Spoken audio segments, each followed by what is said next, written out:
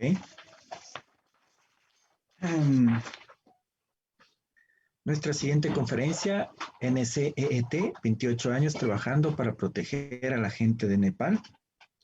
Mr. Dixit, el conferencista, Dr. Amod Dixit, es un doctor de ingeniería de la Universidad de Ehime, Japón. Completó una maestría en exploración de minerales de la Universidad de San Petersburgo, Rusia, una maestría en ingeniería geológica en Bangkok y se capacitó en liderazgo sin fines de lucro en la Escuela de Posgrado de Negocios en Stanford.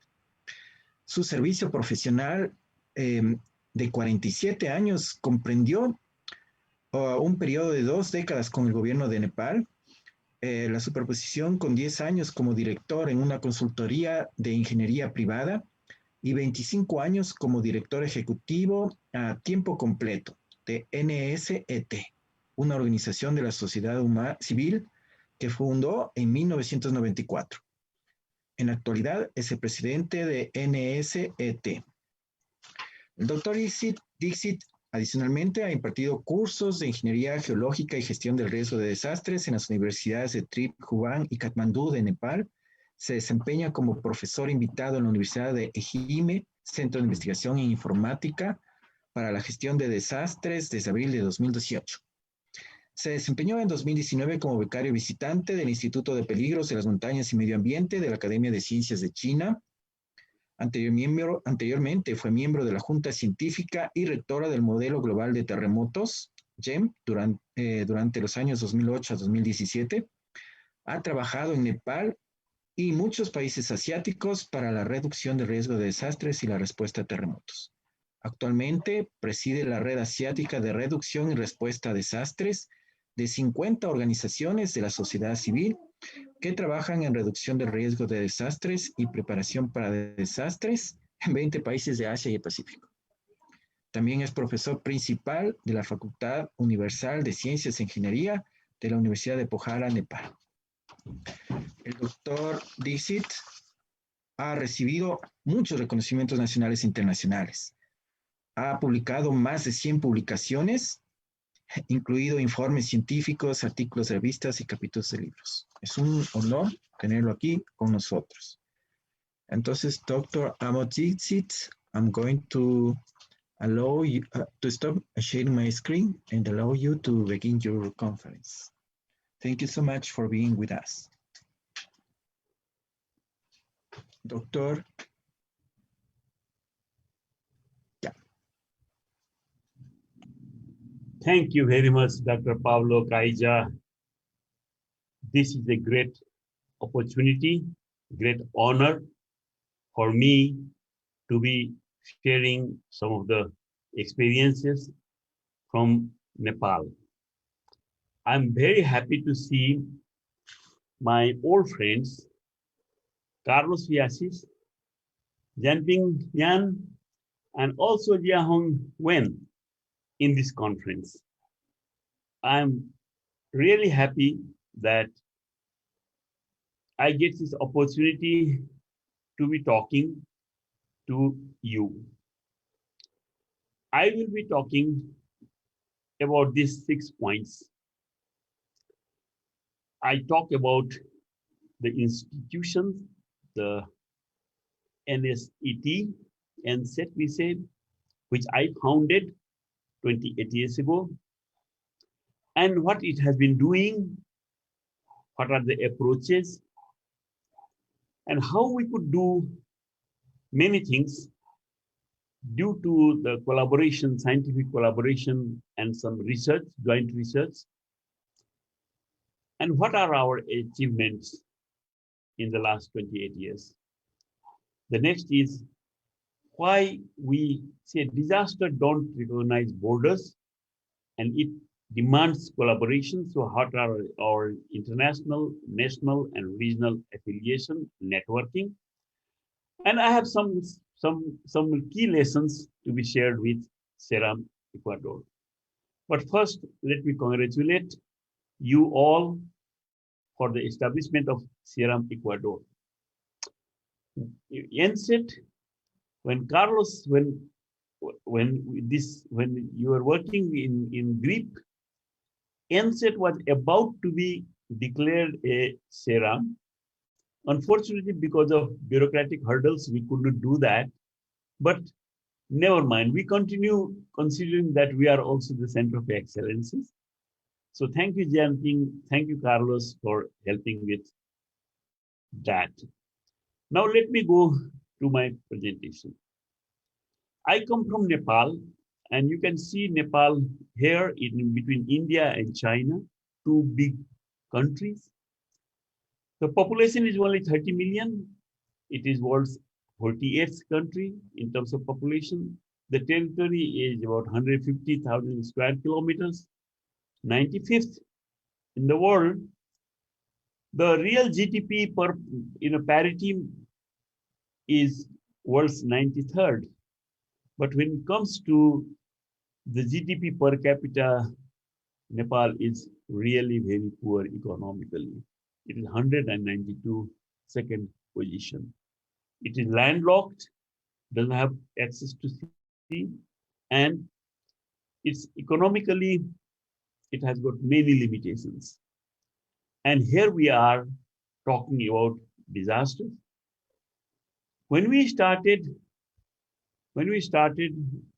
there was a thinking that a poor, economically poor country like Nepal cannot afford to have disaster risk reduction. It is only a rich country can do disaster risk reduction. Our fate in the poor country is to just die and lose our assets. But that was wrong. And we got our inspiration first, perhaps internationally. I remember the workshop in January 1993, when I first had a chance to learn about the project in Quito, Ecuador. Our friend Brian Tucker from Geohazards International, and Carlos was there involved in this. So it was so exciting to hear about the project. I instantly requested, let us do something similar in Nepal, because we are burning with desire. And those days, as Dr. Jia Hong Wen said, South-South collaboration. Those days it was not started. And this was the first time we could have a very good start. And to start that, Quito was the example for me, the project. And my institution was born after the workshop. I founded that institution. The first step was to emulate what was done in Quito. And the collaboration followed. We have further collaboration with Ecuador. I remember Jaime Argudo, who brought in the PAHO experience of making hospital safety, and we are thankful to all of you. So in the right corner, you see how we learned from the project in Quito and established a project which was so successful that it was the start of disaster risk reduction in Nepal, as I said, where everybody laughed. They said that it is not possible to do anything. Not possible for us. It is a luxury, disaster risk reduction. But here is this institution, which was founded by about 5 people.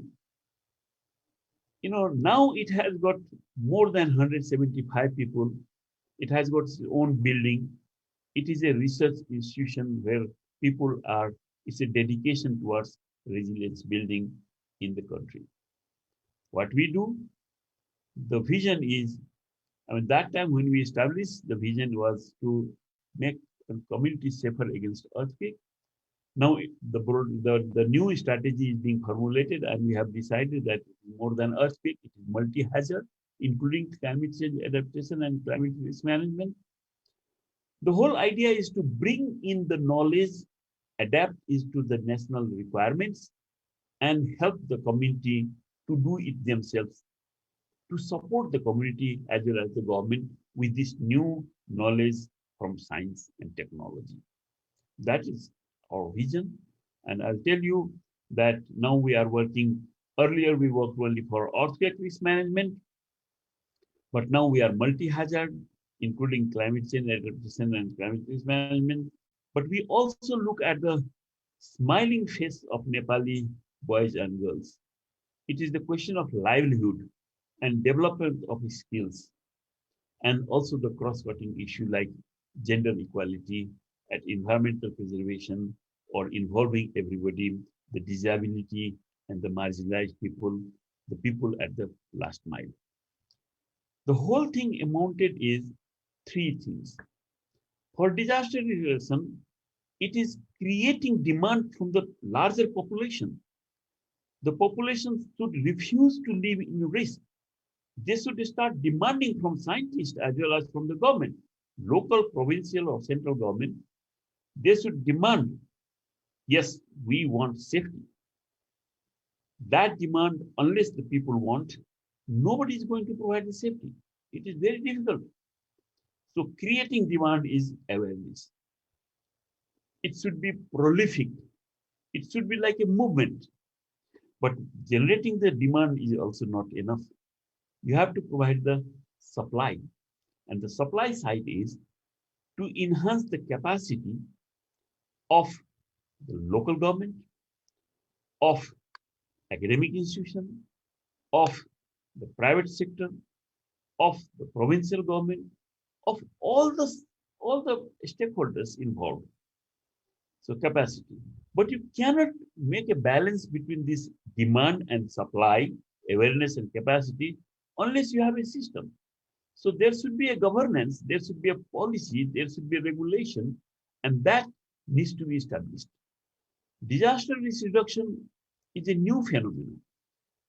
Until some 20 years ago or 30 years ago, people talked about only emergency response, only providing some relief. Now, risk reduction is the only way to reduce even the need for emergency response. So this we have ingrained into our mission. This is our modus operandi. This is the way we work. The other thing is to provide the linkage between science and the people. And also the government policies should reach to the people. And also the science and technologies should help the government to make decisions, to make cases for this picture. We drew it, this picture, way back in 1996 when we started the first project, actually. So this is our main mantra, linking science to the people and also linking the people's problem to the scientist and also to the policymaker. What are the requirements? Where are the national wisdom with the community? And that should be recognized and that should be thanked. So it is a both ways interaction between the community, the scientific institution, the academia, and also the government. That is second of our mantra. And when we said that we emulated Quito experience, basically what we started was a very simplified risk assessment, but we didn't stop at only risk assessment. We went further. We did action planning. How to reduce? What are the priority actions? And then while planning, we already knew that the school program should be one of the priority actions. So while planning, we already started implementing the school program. That was very early on. 1998, we already had our school program started. And once this comprehensive program started, the spin-off effect were many. For example, we learned how to plan as well as implement. And then we learned how to do innovative ways of awareness raising. We devised a very simple SEC table, which went right into the internalization of risk perception into the minds and changing the mindset of the people. We started organizing the annual Earthquake Safety Day every January 15th, and also the UNDRR Day. That is awareness, targeting everybody from the last mile to the very top. In our annual Earthquake Safety Day, the Prime Minister comes and he participates in the drop, cover, and hold on exercise. Together with him, all the military seniors and also the ministers, everybody participates. The whole country is something like the Californian shakeout. It does. And the capacity building was, starting from the training of masons because of the non-formal building and all the stakeholders. So in all doing, we are not the owner. The owner is somebody else, the local government, the community, the people, the household. Our job is to support them. We are the provider of technical assistance, but only if they do it. If the risk reduction activity is implemented, then we supply. But only if somebody talks, then we don't go there. So implementation is another mantra, the main mantra for our, be it the household, be it the private sector, be it the critical facilities, and be it the central government. So what are the main projects? There are many projects, I'll tell you, but what are the main elements of each of the projects? It is, all the work is building around the implementation of the building code, the standards, the minimum requirements everywhere should be met. And that is very easy to say, but difficult to do. Similarly, the schools should be safe.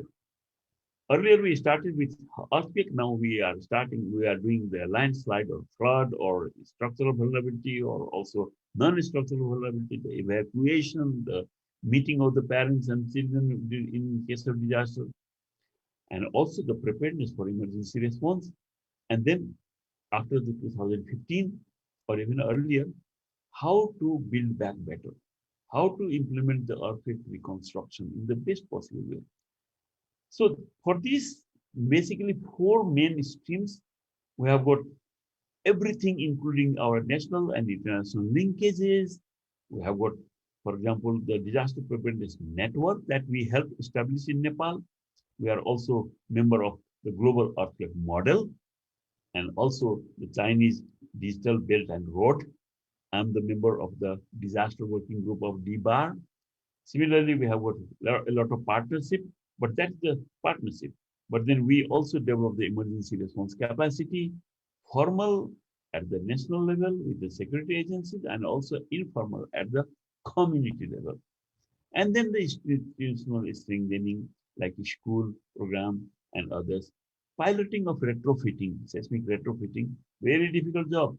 But now if you go even to the villages, people understand what is retrofitting, seismic retrofitting. Very simple way of strengthening the building. Let me go into detail. When you talk about the building code implementation, this is the map of Nepal. And what you see is that the green area are the rural area and the pink area are the urban area. And it is rapidly urbanizing. And those areas where we have got these hatches, this is the presence of my organization, working closely with the local government, with the municipality. Some of them are also rural municipalities, and helping them to implement the building code. The result is, see, this is a snapshot for a period of 2012 to 2018, about 7 years. See, when in 2012, 50 municipalities, the compliance rate was very low. The left part of the drawing is for drawing, and the right graph is for the actual building at site. You can see that in drawing or in building, in 2012, the compliance rate was very small. The red one is non-compliance, the yellow one is close to compliance, and then the green one is compliance, full compliance. The close to compliance means non-lethal mistakes. Simple mistake that is not, very highly vulnerable. It doesn't create high vulnerability, but still it doesn't meet the standard. So from a meager 4% or 10% in the drawing, now we have got in the course of 7 years in 50 municipalities, the drawings are much better, 85%. And if you also include the 14% of close to compliance, it is unimaginable. It is a revolution. in drawing, but also if you go into the site building, you see that from 5% or about 15%, you are going over 90% of compliance rate. This is the actual generating risk reduction in buildings that are the major killer for earthquake. So this is a success. When it comes to school, this is the first school we went with structural retrofitting. We looked into what the technical feasibility it has to be economically affordable, it has to be culturally acceptable, and it has to be done by the local capacity, not by helicoptering in the export from outside and getting things done like a project, rather not project, but in a mission mode. And we have got tremendous success. We have got, I will tell you the statistics a bit later on, but then now we are, earlier we did it on an empirical way.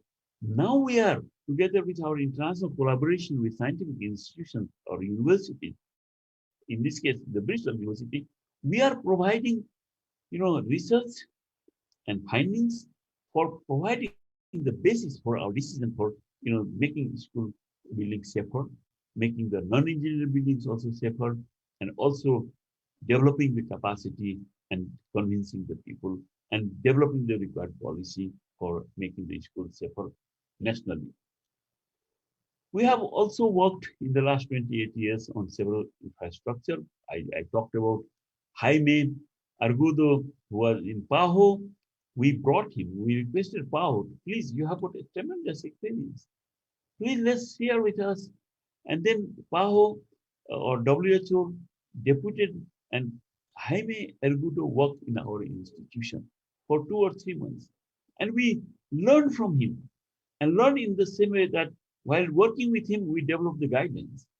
This is the way of doing, because this is what we learned from Latin America, from the PAHO for seismic vulnerability assessment of hospitals. And then that provided the experience, that provided the confidence. And then we went over to the assessment of seismic risk of water supply network. And then also we provided the emergency water supply like deep tube wells and the seismic stability. And then we also went to really doing in the hospital some non-structural vulnerability reduction, like the oxygen supply or like the like triaging, and also the steady supply of critical facilities like water and also oxygen and others. We also learned from Latin America. This is the, as you talked about the disaster unit or disaster inventory unit. We learned from Desinventar.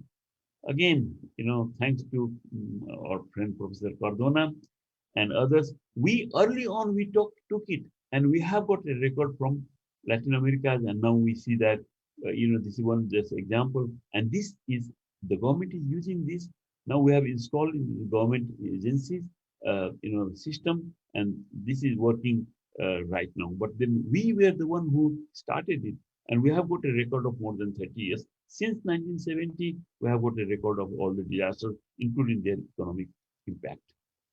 Preparedness for emergency response. Again, I say that we learn it from the Latin American countries, thanks to the Office of Foreign Disaster Assistance, USAID, that helped to learn from your experience in medical first responders, MFR, collapse essential search and rescue, CSSR, and we built on that. We took 2 training courses from Latin America.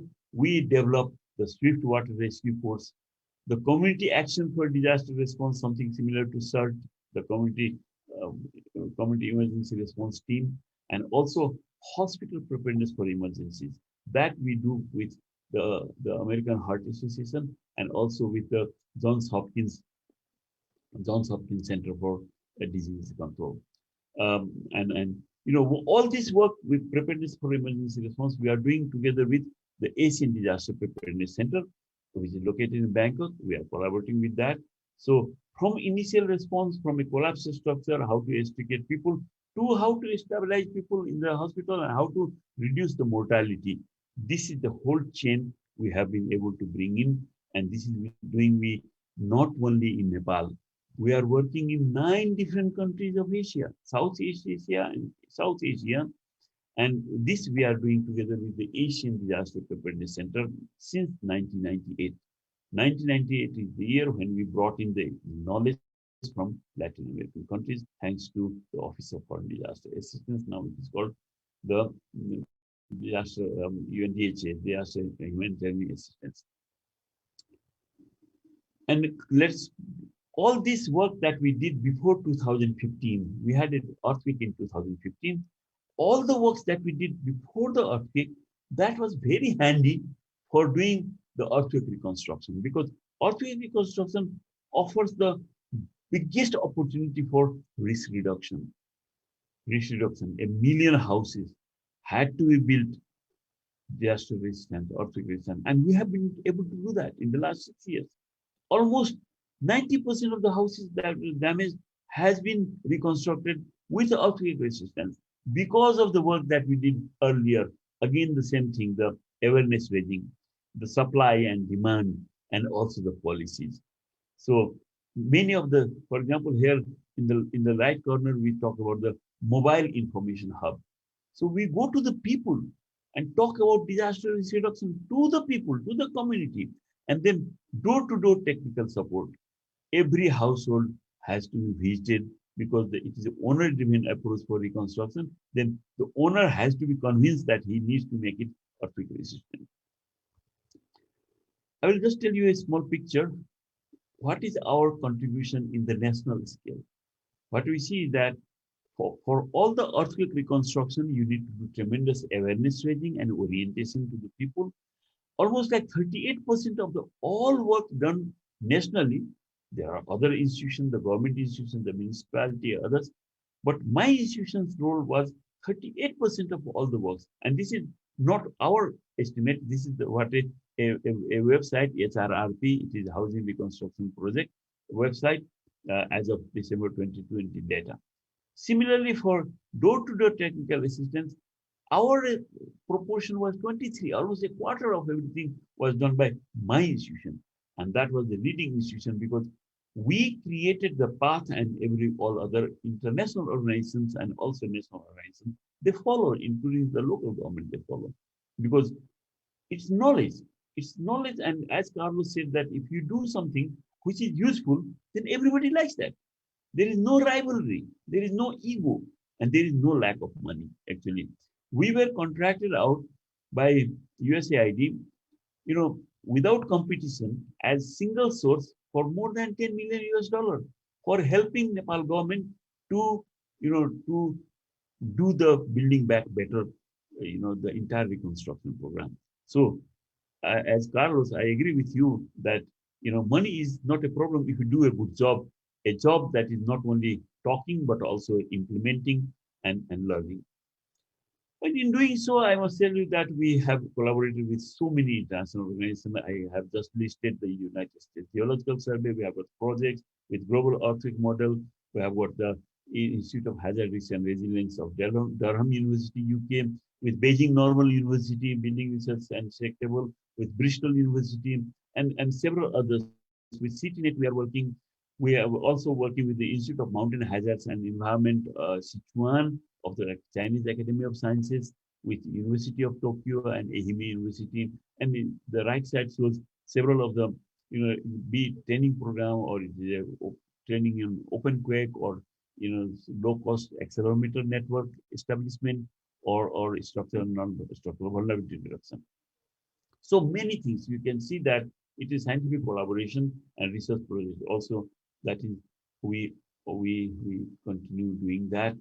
Because my institution is a civil society organization, but we have got a plentiful of, it is about a third of engineers and a third of scientists and social scientists and other scientists, and a third of, actually from mason to the implementers.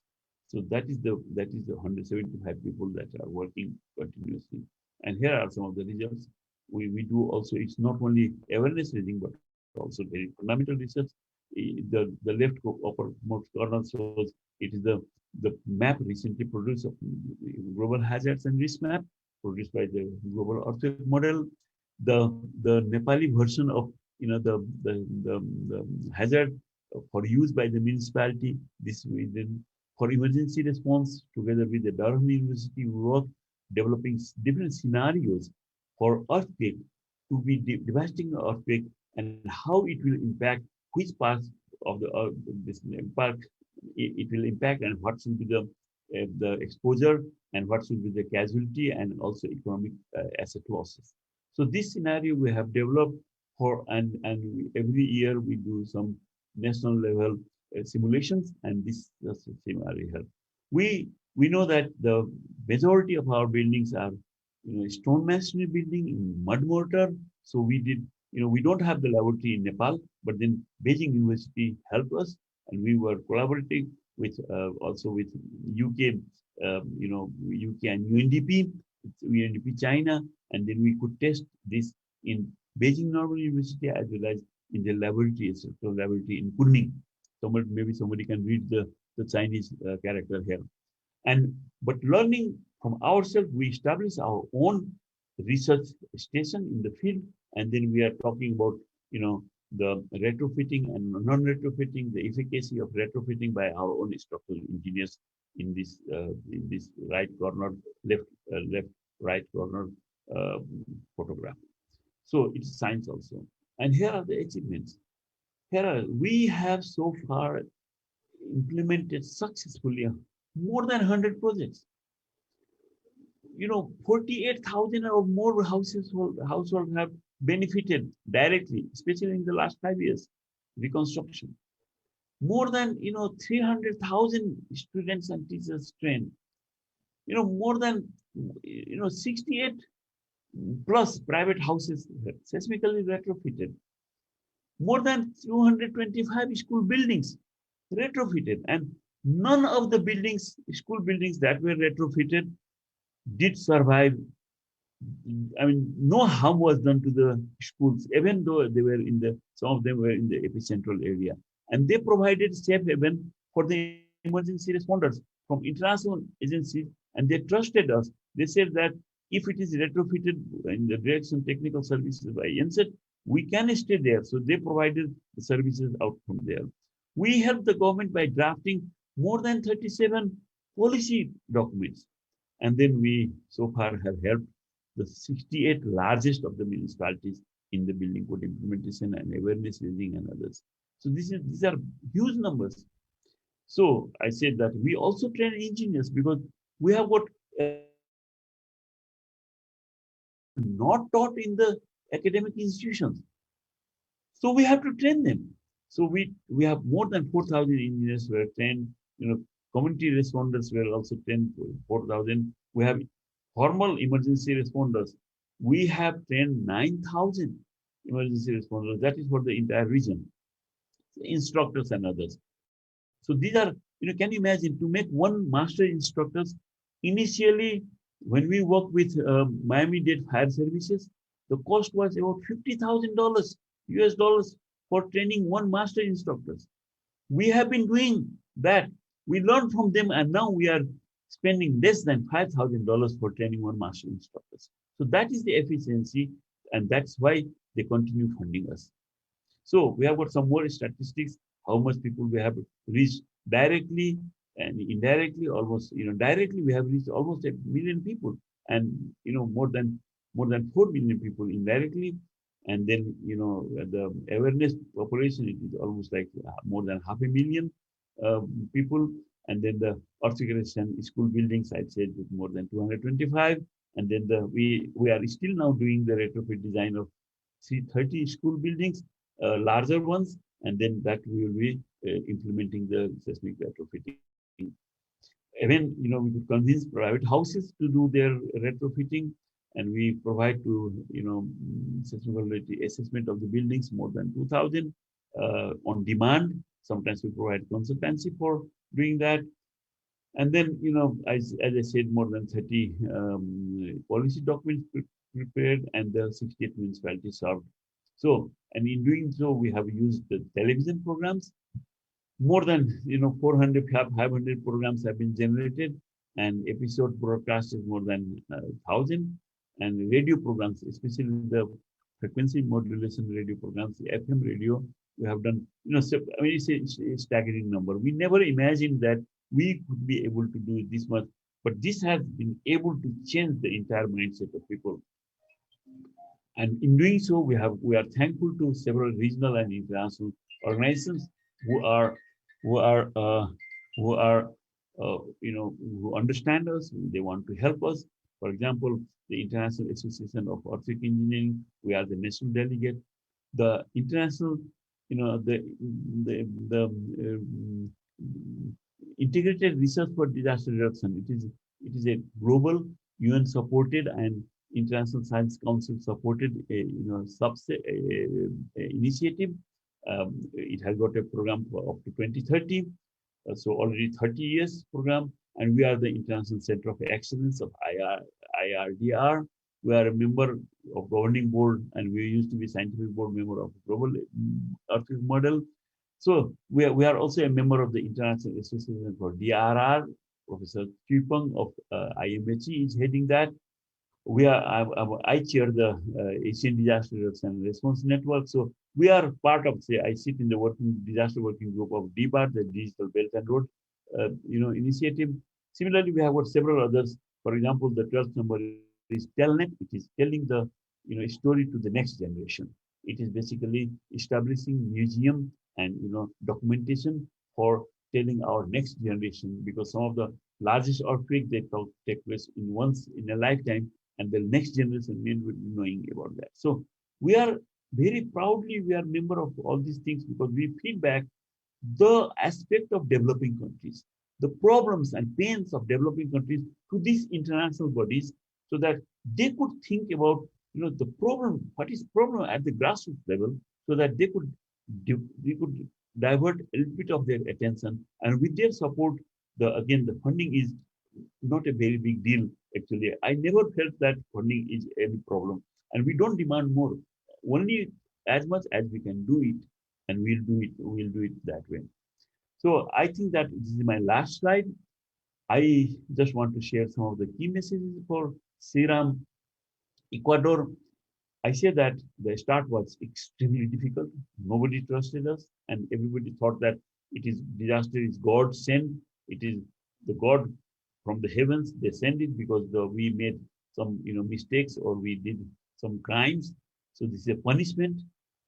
It is not like that. And changing this was difficult. But then the challenge remained because of lack of knowledge from the community and also from the government. What we see is that the policies should always be top-down. The policies should be able to facilitate, but the implementation should be always bottom-up. Resilience building cannot be done from the ministry. It has to be done at the ground level, at the community level, at the household level. This and preparedness page. We said that before the earthquake, we work with the municipality. We work with 50 municipalities before the earthquake, and that was helpful for us to do the build back better reconstruction. But we did not work in heritage construction, heritage preservation. We didn't work in urban areas, and we failed. Our reconstruction is having very problem in case of heritage reconstruction and in case of the urban reconstruction. These are the failures. These are the not failure. We are trying, but then we don't have that experience. And you have to have an experience, a national experience for doing that. And the other learning is that disaster risk reduction or climate change adaptation or climate risk management, it should be considered as a profitable business. Because my friend from USGS, he used to say that earthquake risk reduction is benefit cost ratio is 1,000 to 1. It is not 1 to 4 or 1 to 7 as UN agency said. For earthquake, it may be 4,000, even 1,000 to 1. And in developing countries, it may be for other disasters also many, because many people are dying, and whatever small assets they have, they lose it. So if they can preserve even their house or even a small piece of land, then the benefit is very high. And who knows the benefit? It's the private sector. But we failed to involve the private sector from the very beginning. They know how to make profits. They know how to make profits. So the information about they have to be involved.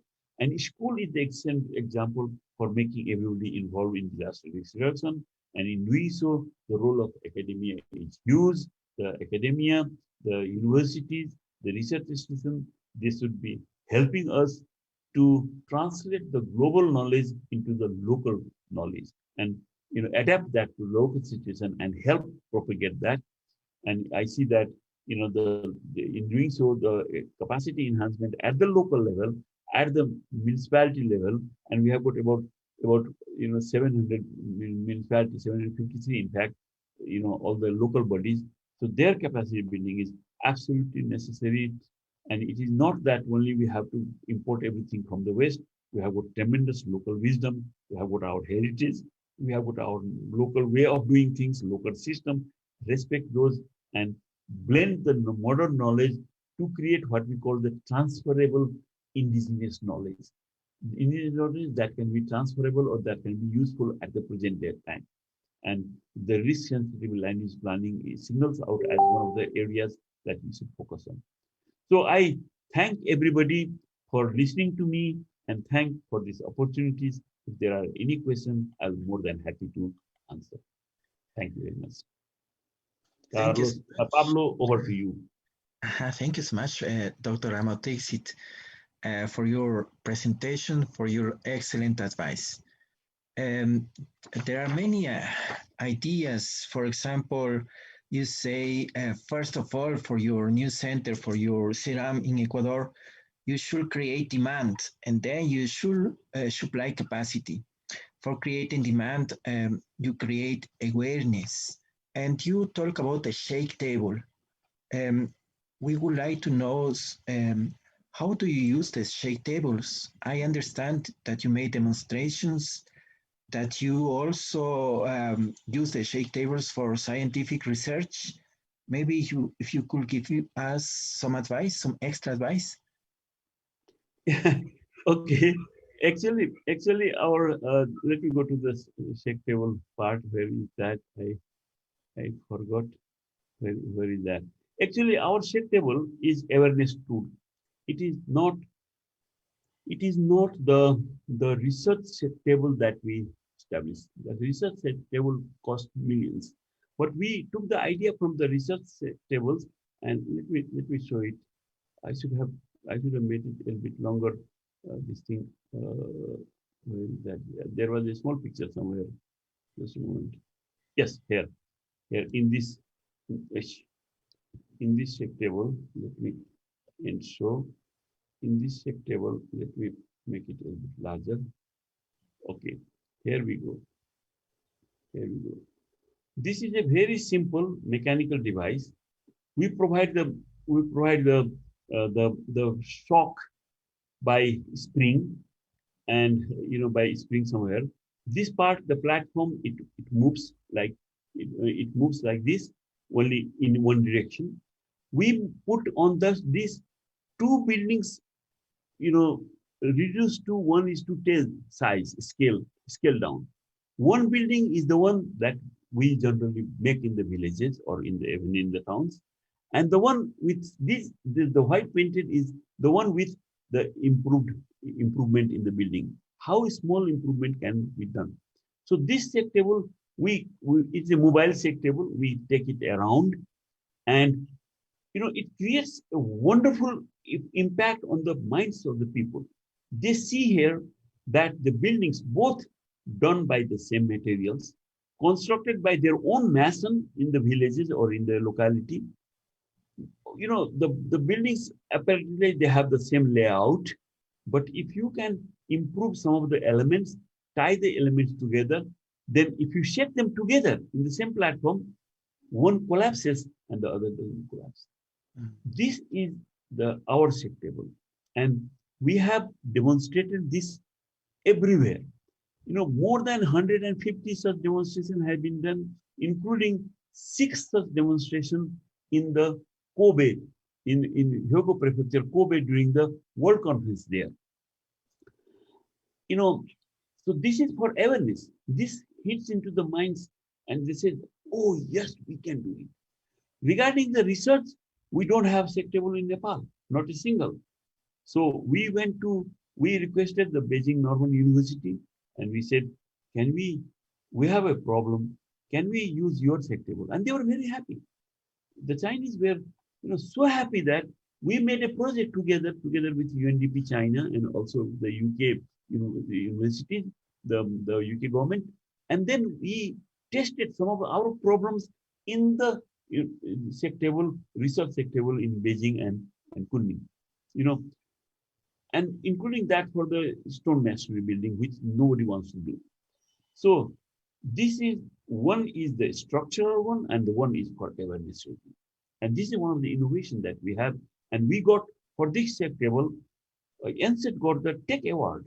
Tech Award is, in San Jose, the University of Santa Clara, it provides, and we got the Tech Award for education category for this table. Thank you. Thank you so much. Maybe Carlos Villasis would like to say something.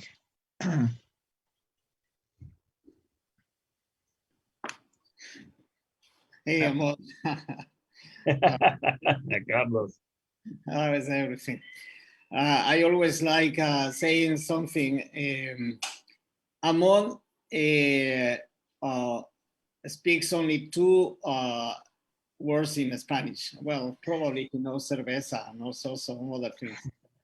But what he says always to me, when we write each other, he calls me mi hermano. And to me that has so much meaning, and that he uses that Spanish to talk to me, and he is also the same to me, and I am really proud. I'm really happy to have you with us and helping us in this thing. I see that Ramesh is also connected, so thank you, Ramesh. Good to see you also. So one thing that is very important, especially for the people in Ecuador and are starting this thing.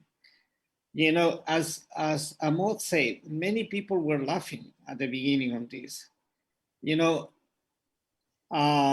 Even myself, the first time I went to Kathmandu, I was in the middle of the street in Kathmandu and seeing all the needs around. There is at the time there was not even sewage. The black water was running along the streets, and I was saying, why am I talking about earthquakes with these people when they need sewage? When they need things that are more. But that became very important to me. And it was a change of my even work ethics. And I promised myself, I will not do or support or help anything in Nepal if I don't really believe that whatever we are doing here is more important than providing sewage to the city. Because I see that they need that. So we are not going to use money that could give sewage to the city in projects that don't produce anything. So whatever we do has to be more valuable than that. And that was possible also only through the vision, the dedication, and the courage of Amod and NSET. And for the people in Ecuador, I would like, sometimes people think, oh, it's too difficult to start something, to change the realities, to change the governments, to change the regulations. See what NSET did without money, in a country that has much less money than us, than Ecuador. With a government, the other day I was telling you, with so many problems, you know, the central government basically was not working anymore after the killing of the king, and all the problems that they faced all the time. They were able to not only succeed in Nepal, but also spread their success to the entire region. So that has to be an inspiration to us. You know, I really thank you, Amod, for your advice, and I am keeping this presentation of yours. You really, because it's a kind of guidelines on how to move ahead and to grow. We, the Ecuadorians, should really take inspiration from the work of NSET. With everything against, they were able to change a country, to go from 5% code compliance to almost 90% in less than 10 years. That is changing the country. That is what our countries need. That is what saves people. And that is what we need to do. And that is just possible through collaboration and being open and not thinking that I am the only person that is right. I am the person who wants to do something and needs to learn from the rest of the people. That's the spirit that we should always have. I need to learn from everybody. Everybody can teach me something for me to be able to do what I dream to do. And this has been the example that NSET, Amod, and all the good people of Nepal have taught us. Believe in a dream, believe in something with a whole heart, and go for there in a humble way, working, not asking, working, and showing that they can make a difference. And as I said before, in a country that, as Amod said, is 192 or something in terms of income, you know, the country has almost 200 countries. So 192 really means it's a difficult situation. And they have become regional leaders. You know, they went to help India during the Gujarat earthquake. India, the powerful India of South Asia. And Nepal was helping them. We had a project in Mozambique, and NSET went to Mozambique. It was one of the biggest satisfactions in my life, to have the Nepali people teaching the people in Africa. You know, nobody believed in, even the Nepali people believing in themselves sometimes before. But now they feel that they can change not only Nepal, the region and the world, and go to Africa and help. That is what I want. I would dream the Ecuadorians to become. We don't need help. We have to solve our problems ourselves. Nobody's going to help us. Nobody's going to solve the problems for us. We have to. And not only that, we will be able to solve our problems and help other people. Our goal will be to help our people. The really lucky people in the world is the people who can help. And that has to be our dream. At some point, be able to help other people even, after helping ourselves. And NSET is an example of them. So I really, really, really want to thank you, Amod, Ramesh, and Jahong, that's doing the same. Because you are the guiding light, and the one that sometimes maybe, you know, in Ecuador, we may be shaking and afraid that this may not be working. you will be always there to remind us that even under more difficult situations, it's possible to succeed. It's possible to reach your dreams and go beyond that. You know, as Amod said, probably he never knew that NSET will become something like that. He never imagined, dreamt that NSET will become something like that. But honestly, good work and commitment can reach everything in life. And NSET is an example of that. So thank you for everything, for the presentation, for things, but thank you for your example, for your life of dedication on this. That is what is going to guide us, the same as it has guided many people around the world. So thank you for being Amod. Thank you so much. Mi hermano. Mi hermano. Thank you so much. Good work and commitment could reach everything. Thank you so much. Pablo, thank you very much. So now